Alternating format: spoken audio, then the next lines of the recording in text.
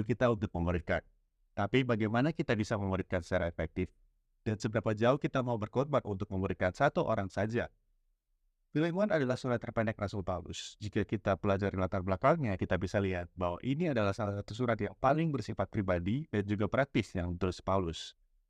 Kita juga akan melihat seberapa jauh ia ingin memuridkan satu orang saja sambil mengubah cara kita memandang satu sama lain. Pada saat dia menulis surat ini, Paulus sedang menjadi tahanan rumah di Roma karena memberitakan Injil. Ia dijadwalkan untuk diadili Kaisar Nero di Roma dan menunggu di sana selama 2 tahun. Dia bermaksud menyatakan kepada Kaisar bahwa ia dan kekristenan bukanlah ancaman bagi perdamaian Roma. Sambil menunggu persidangannya, ia boleh dikunjungi dan terus melayani, menyebarkan iman, dan memperkuat komunitas Kristen melalui surat-surat. Tiba-tiba Onesimus, seorang budak yang melarikan diri, muncul di pintu rumahnya. Ini bukan sembarang budak yang kabur. Budak ini milik seorang pemimpin Kristen yang dimurkai Paulus bertahun-tahun sebelumnya, Filemon. Tunggu sebentar. Kenapa pemimpin Kristen seperti Filemon memiliki seorang budak? Konteksnya pada zaman Kekaisaran Romawi, salah satu yang menjadi pendorong roda ekonomi adalah perbudakan. Banyak orang kaya yang memiliki budak untuk bekerja di kebun, mengawasi bisnis, atau bahkan mendidik anak-anak mereka, atau menjadi dokter pribadi. Meskipun beberapa majikan memperlakukan budak mereka dengan kejam, ada juga yang ramah terhadap budak mereka, bahkan membebaskan mereka setelah beberapa tahun pengabdian setia. Undang-undang Romawi memandang budak sebagai milik majikan, dan undang-undang tersebut menghukum keras segala hal yang dianggap sebagai pemberontakan perbudakan. Jika seorang budak melarikan diri, majikan dapat menyiksanya atau bahkan mencakulitnya. Dan jika ia terus bermasalah, pemiliknya dapat menyalip budak tersebut. Dan jika seorang membantu budak untuk melarikan diri, mereka dapat dimintai pertanggungjawaban atas kerugian finansial dari budak yang kabur. Sekarang kembali ke Paulus dan Onesimus, budak yang melarikan diri.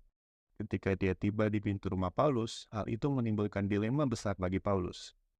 Ingat, Paulus sedang mencoba untuk meyakinkan bahwa dirinya maupun kekristenan bukanlah ancaman bagi perdamaian Roma.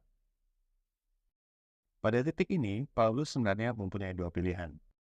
Dia bisa saja memikirkan kepentingan kasusnya di hadapan Kaisar nanti dan menolak Onesimus.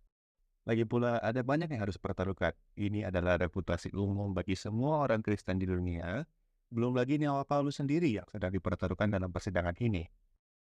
Atau dia bisa saja mempertaruhkan segalanya demi satu orang saja, meskipun ada konsekuensi hukumnya. Jadi apa yang dia lakukan? Seperti seorang ayah yang penuh kasih, dia memutuskan bahwa kehidupan, keselamatan, dan kesejahteraan dari satu orang ini lebih penting daripada nyawanya sendiri, bahkan sidangnya akan datang. Dia mengundang masuk, memuridkan, dan melatih Onesimus tentang bagaimana menjadi murid Yesus yang sejati. Paulus menantang Onesimus untuk mengambil langkah selanjutnya dalam perjalanannya bersama Kristus. Dia harus kembali ke majikannya Filemon dan meminta pengampunan atas perbuatannya. Onesimus mengetahui apa yang akan dilakukan Filemon menurut hukum. Paulus juga menyadari konsekuensi hukum ketika ia membantu budak yang melarikan diri dan masalah yang akan Paulus hadapi karena itu.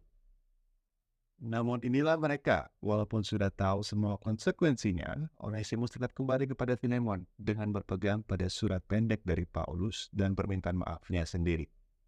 Ini adalah kitab yang sangat pribadi dengan pesan kuat, di mana Paulus menantang norma sosial dan memberikan nilai yang luar biasa kepada seorang yang dianggap sebagai yang terendah dari yang terbawa.